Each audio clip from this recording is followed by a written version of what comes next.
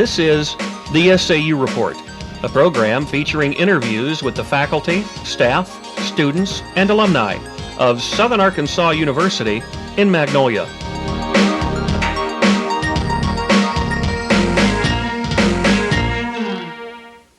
Dr. George Fero has been the Dean of Education here at Southern Arkansas University since July of this year, so he's a relative newcomer to our school. George, thanks for coming over and talking with us today. I appreciate your time. I understand that you were part of a committee that was working on a grant, a promotional grant from the Department of Higher Education, hopefully that we'll get sometime in May this year for the next school year, dealing with distance education, and in particular compressed video and telecommunications. Would you like to talk about the grant in general, what's being done on it to start with? Sure. The grant is involving two major phases. One phase involves the compressed video, and we will be putting compressed video units out on at least 2 sites and then dealing with other sites to give us full motion, two-way interactive video classes. And then the other phase of it is through televideo or teleconferencing and utilizing existing cable systems and existing television units. The grant would provide for some equipment, it would provide for some instructional costs, materials, so that we could deliver undergraduate and graduate courses to selected sites within our region and therefore expand our campus using modern technology. Okay, well, let's start with the television aspect of it. I know that what we plan on doing is to have one-way video, delivering a video image to sites around through the cable TV, the Magnolia cable TV, and then a two-way audio. What's the plan for that right now? Well, the plan for that right now involves at least 2 school districts and probably 3. We have, to the best of our knowledge, 3 districts on the system. That's the Waldo School District, the Walker School District, and Magnolia School District. And the Walker and Waldo district are ready to move if we get the grant. They would provide high-quality speakerphones that would be utilized in the classroom. They would provide a classroom and students. And we would deliver to those sites some freshman-level college courses during the school day on a schedule that fits their school schedule. And that would be college algebra and composition courses. And in exchange, their teachers would assist us with some remedial courses. Students at the schools then, at the completion of their high school, would be able to obtain the credit for those courses and start their freshman year in college with college algebra out of the way, perhaps, and perhaps the composition courses finished and get a head start. The additional benefit to this would be that since we would then have the connection with the sites, we would also be able to perhaps offer some graduate courses to their teachers at night and help them with in-servicing and begin to develop the special skills needed for distance learning. A secondary benefit to this would be that as our teacher education program begins to meet the needs of teacher education nationally as it is now, our students will have to have some experience with distance learning technologies and be prepared to use them themselves in the public schools when they go out to teach. And this opportunity for our faculty to practice those skills first then translates into their teaching our students how to do this, and then at some point our students using these skills in their teaching. Well, this is kind of a different approach to the thing from the traditional classroom situation where you have a faculty member up in front talking on a blackboard and back. So if I understand this correctly, we're going to use the TV studio here, right, and a faculty member will be standing in front of the cameras, basically where we are right here, and offering the class, and it'll be broadcast then out over the cable TV system. Right, and that faculty member, by reaching out that way, will be able to not only address those students, because it's on the cable system, members of the community who would like to take these courses could even enroll in these courses, and we could therefore pick up some members of the community. There's also some additional problems that come up with this. For example, a traditional blackboard may not necessarily work. Plus, students at the other end may want to send some materials here for the instructor to see. So we'll be not only dealing with a blackboard perhaps here that the camera would look at, but we would be utilizing a document camera, which would be a camera with a lighted board, and instead of a faculty member writing on the blackboard, could write on a piece of paper, and that camera would take that, put it on the TV screen, and that would be transmitted. And we would probably be moving in the direction of putting in some fax machines at the remote site, so that if a student completes a paper or has a paper to send for immediate response, it can be faxed right here to this room. The instructor would receive the faxed paper and be able to respond to it. So there are a lot of different technologies that come together at the same time. It requires a real change in the paradigm of how to teach. There are different skills. It isn't the same. The faculty member has to learn, for example, not to speak to the class in the same way. The part of the class is in the camera. The experience I've seen with one faculty member who is currently using this technology is that initially the faculty member would tell the class to turn around and look at that student all the time. And after evaluating it, I suggested to the faculty member, I'm saying, oh, wait a minute. That student whose picture is appearing on that TV screen in the back of the room is just another student in the room. In your regular classroom, would you tell all the students to turn around and look at that one student all the time? And so it requires the need to change how we do things is probably going to be the most difficult part of this whole process. Yeah, I can see some real problems in that. As someone who's been a teacher for a lot of years, it would seem very strange to me to stand up in front of an empty room and attempt to teach a class because there's no body language or feedback as to what you're doing. You don't know if they're getting it or not by the expressions on their face. But the room won't be empty. Ah, so we're going to have classes here too? Right, there will be live students here. Ideally, the literature shows that in a distance learning situation, there should be live students where the instructor is. And then there should be no more than 4 remote sites. And more than that, it becomes very unwieldy. At the same time, if we had true interaction, if we had a TV studio at the other end, then that faculty member or instructor should alternate sites so that everybody has the opportunity for live instruction. Everybody doesn't get that opportunity. So if there were a classroom out here right now, while I should be looking at a camera perhaps, I'm going to be talking to this classroom, and it's going to be as though there are people out here. So a student then in a remote site would be dialing up via telephone, a speaker telephone, and asking the question from the remote site. All you could do, we wouldn't be able to see them, of course, but you could hear the question, and the whole class could hear the question, plus it'd be broadcast again over the cable TV. Right, and at the same time, when we look at those telephone and the speaker phones, we may have to have multiple phone lines in here so that everybody is in at the same time. So if there are 3 sites, we would have to have 3 phone lines, 3 speaker phones here, so that perhaps there can be some interaction that goes beyond that. And we have to experiment. This is new.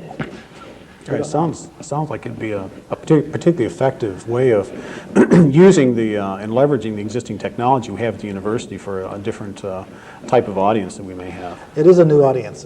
These particular courses could be videotaped and a record kept of them, and they could be utilized, for example, as a take-home course if we had the videos available, whereas a person could utilize these tapes and study at home and turn the work into a faculty member who would then grade it.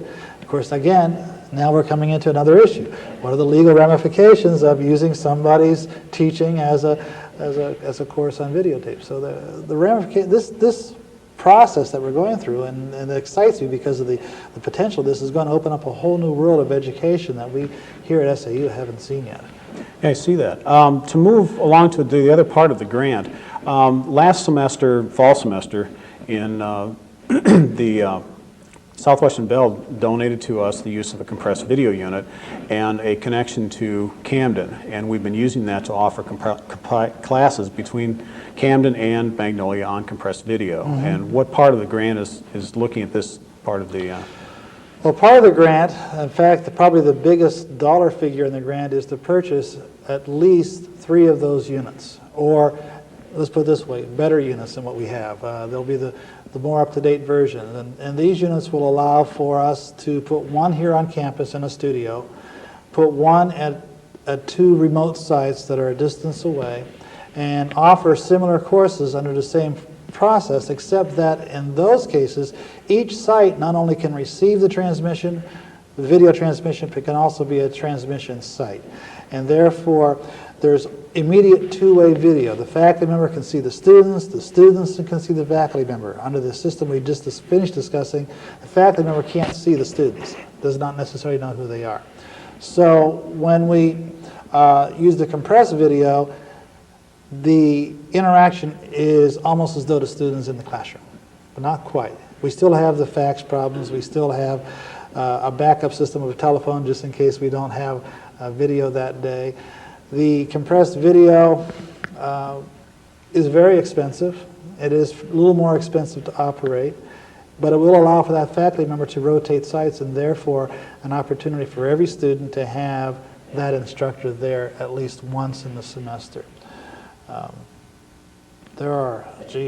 That particular program is limitless, because we can even go into the point that once we set up that site, we can literally transmit and receive to any other site internationally that has the same system. We can through the internet, essentially. So we can not only deliver courses, but we can receive courses. So for example, if we wanted to establish a new bachelor's or master's degree program, we could actually receive an entire program or major from another school without ever leaving campus. Right, it's a real savings in terms of those resources. We could, for example, in the compressed video grant, we need to reduce some of our expenses here at the university, our cost of instruction. Under this grant, the courses, the faculty members at those other sites that are receiving our courses for undergraduate will in turn teach some classes back to our undergraduate students in the remedial areas, remedial math courses, remedial language courses. So we'll be able to get some direct benefit from that as well. It sounds like a really exciting program. Before we close, what we're talking about here is basically distance education. Could you define that term, since we're new to it here at this campus? See, off the top of my head, I would say that distance education is the ability to deliver and receive learning through electronic means over long distances. And we're not, that long distance can be from one side of a campus to another side of a campus, or from Magnolia to Los Angeles. It doesn't matter. Well, I hope we can do something with it. It seems like a great deal of potential for all of our students, plus our faculty, as far as learning different ways of delivering education and receiving it. George, thank you for coming. I appreciate your time. Thank you.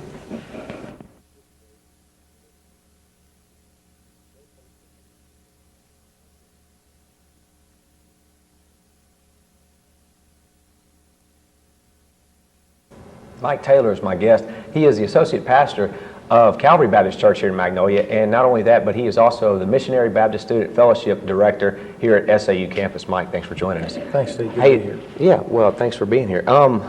What I really wanted to talk about today was the MBSF. Now, kind of talk a little bit about it and how it got started and here at SAU and what exactly it does. Well, the Missionary Baptist Student Fellowship started at the University of Arkansas at Monticello back in 1954, when a group of students from the Pauline Baptist Church gathered together on the campus there at Monticello and organized into a fellowship group and were recognized on the campus. About 4 or 5 years later, a group from Calvary Baptist Church here at Magnolia organized a Missionary Baptist Student Fellowship group here on the campus at Southern Arkansas University. And then in the 1980s, Calvary Baptist Church decided to put a full-time director on staff. Brother Barry Baker, who's still a member of Calvary Baptist Church, was made the director of the Missionary Baptist Student Fellowship. And in 1982, they began to build a building which is located at 111 West University.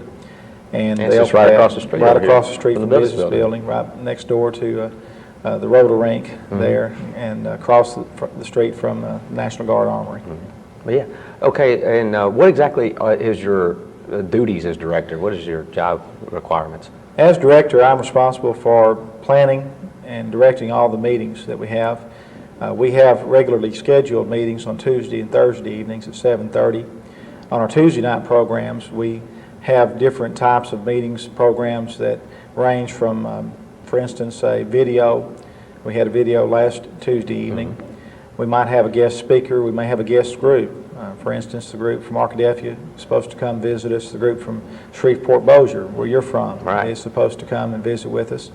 We have also icebreakers at the first of the winter or spring semester. We have a fall kickoff meeting. We have times where we just get together and have meals. Our last meeting of the year will be a late night breakfast for this semester. We have meetings like that on Tuesday night where we have concerts and other things like that. On Thursday nights, we have what we call our prayer and praise meeting. And our prayer and praise time is where we have student-led devotional. One of our students from our group will lead in a short devotional, And then we'll share our prayer concerns. And this is usually one of our better things of our meeting. We have a time where we can really open up our heart and have a good time of fellowship and let one another know what's on our heart and our mind. And then we have time where we share our praises also. And these are the blessings that God has given us through the last week, and makes for the longer part of our prayer and praise time for our Thursday night meetings. And then if we have a program, a road trip scheduled to go to a church that helps sponsor our NBSF, we'll get together and practice for our skits and for choir selections. So we have a good meeting on Tuesday night and a good meeting on Thursday night. Wednesday night we have meetings at Calvary Baptist Church. I teach the college class there. Also, my duties include counseling with the students. I'm at the center. That's because you have a degree in psychology, I have a right? degree in psychology from University of Arkansas at Monticello, where I went to school. And I try to arrange times with students, especially when we have students who have needs, and try to have set times for counseling with them. Try to meet with my officers occasionally and try to see if there are any problems within the group, any things they might want to make me aware of. But other duties are general, anything from cleaning up the center to keeping the parking lot clean, keeping the yard mowed if the student resident, who is Steve, by the way, if he doesn't keep it mowed. But just a little bit of everything. Anything not included in the job description as director, I'm responsible for. Okay. Yeah, and how long have you been here now? I've been here a little over 2.5 years. Came here in October of '93, about 2.5 years. How many people does it usually run that you usually have at the different meetings? We've been averaging about 24 students in our Tuesday night meetings. We've had a high of over 40 in our Tuesday night meeting. We've had this semester a high of 28 in our Thursday night meetings. We've had probably over 75 different students who participated in NBSF in some of our meetings over this last year. Yeah, and I know that you guys have been a real big part of the one in Shreveport-Bossier. That's where I'm from. We usually used to go with you guys to the church camps and stuff as your guests, and now we've kind of got our own setup down there. So it's kind of an offspring kind of thing where you guys have kind of helped form us down there. What I wanted to ask you a little bit about also is your family life. You're married and you have a couple of kids. Yes, I met my wife Leslie, as a matter of fact, through an NBSF Get Back Together party. When I was at seminary at Little Rock, after I graduated college, I went to Little Rock to the Little Rock Missionary Baptist Seminary. And that August, one of the students who I knew at UALR was having a get-together party for all the NBSFers there at Little Rock. And she had invited my wife, who I didn't know at the time was a Missionary Baptist. And it was really interesting because everyone there at the party was Missionary Baptist except for my wife, and she was Methodist. And I didn't know it at the time also. She was there husband hunting, well, looking for a fella today. And I introduced myself to her, told a stupid deaf joke. My wife is hearing impaired. She was Miss Deaf Arkansas at the time. And I told a stupid joke, and her response to the joke, she signed Stupid Jerk. And I didn't know what she called me, but I knew it wasn't good. But met her through NBSF. Ended up taking our first date was at an NBSF function for a Thanksgiving meal later on that semester. And we've been married now since 1986. Our 10th anniversary is coming up in May. Have two children. Micah, who was born while I was director at Arkansas Tech University, NBSF. He's 8, and I have another son, Mitchell, who'll be 3 in April. Well, you mentioned Leslie is hearing impaired. She has a teaching classes. She does teach the sign language here at the school. Yeah, she's teaching through the continuing education department. She's teaching beginning and advanced sign language classes. And she went to school at Gallaudet University. She was working on her master's at UALR and was teaching sign language at UALR when I met her there. Well, I was just wondering about, I mentioned a little bit earlier about the trips and everything that we take as a group. Talk a little bit about the spring retreat and the fall retreat that we go on every year. Every semester we have a retreat that is for all the NBSF groups, statewide, nationwide. Now we have NBSF groups in over 28 different campuses, I believe, right now. We even have an NBSF that started this last year in the Philippines. We have a missionary over there, and his children are both in college, and they helped form an NBSF in the Philippines. We have an NBSF in Japan also, in one of the colleges, one of the universities there. But usually those from this area, from Arkansas, Texas, Oklahoma, Louisiana, and even this spring semester, Kentucky and Alabama groups will come to a retreat we have there at Bud Creek Baptist Camp at Greers Ferry, Arkansas. And we'll have over 200 students from different NBSFs. We've had a high of over 300 in recent years. When I was in NBSF, when we went to Bog Springs for both retreats, I can remember taking groups from Monticello, 60 or 70 people, and have a high of almost 400 students at retreats. In our fall, we do go to Bog Springs Baptist Camp, which is near Wicks, Arkansas, and enjoy the beautiful scenery there at Greers Ferry and at Bog Springs. Have a good time of fellowship for Friday night, all day Saturday, and then some of the groups leave Saturday night. We stay for Sunday morning. We'll be stopping in Conway on our way back to present a program at a church there at Meadow Lake Missionary Baptist Church on Sunday morning. Well, and also you mentioned a little bit earlier about the road trips that the group takes. Like I understand, we go to different churches and put on skits and sing in choir and things like that. One of the most fun things to do as a group is get together to go on road trips. We enjoy going to various churches, sponsoring churches which help support NBSF, and present a program of special music, choir music, individuals performing special solo music, skits. We have some really interesting skits which were written by the group. There really are. There's some really good ones. We have some really good times of testimony and fellowship. Every time we go to present a program, usually I'll wind up a program with a short devotional, and we have a good time of fellowship on our travel, and at the church they usually feed us, which college students enjoy. Free food, absolutely. Free food, home cooking is favorite words to hear for college students. So we usually have a good time on road trips. Yeah, we really do. Other things about the NBSF, what else is going on coming up real soon? Well, we do have our NBSF retreat coming up. We just had our music festival. Every March, first weekend of March, we always have a music festival. And we'll have over 100 people in the choir, 25 to 30 in an orchestra. This year we met at Center Fork Missionary Baptist Church at Hot Springs, had a large crowd there, had a really good time there. And Music Fest is a lot of work, it's a lot of hours. We get there early and we perform all day and everybody, it's a tiring thing, but it's a really wonderful blessing at the end of the night, especially this past one. Talk a little bit about what you got out of this past Music Fest up in Hot Springs. Well, I enjoy the spirit there of all the groups cooperating, working on a musical together. The practice on Friday night and Saturday, the fellowship time that we have on Saturday afternoon,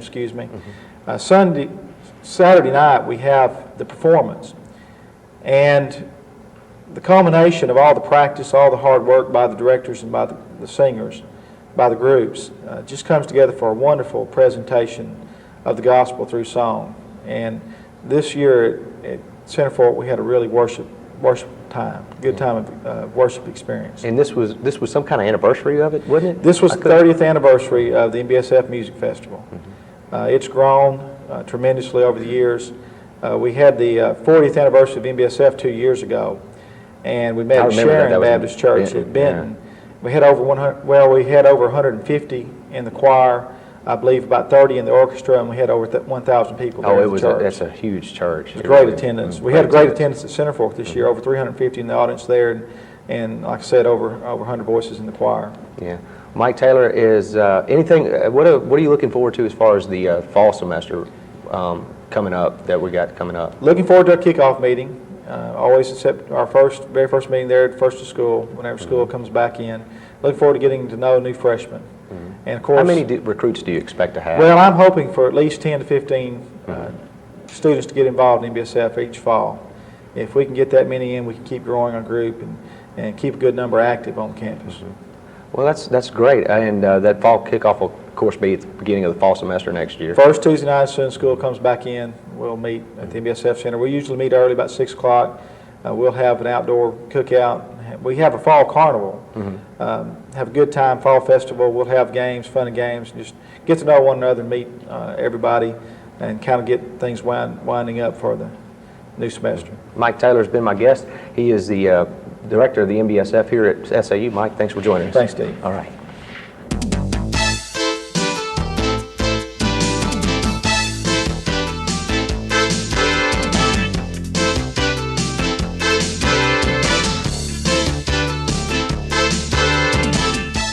The SAU Report is a production of broadcast journalism students in the Department of Theater and Mass Communication at Southern Arkansas University in Magnolia.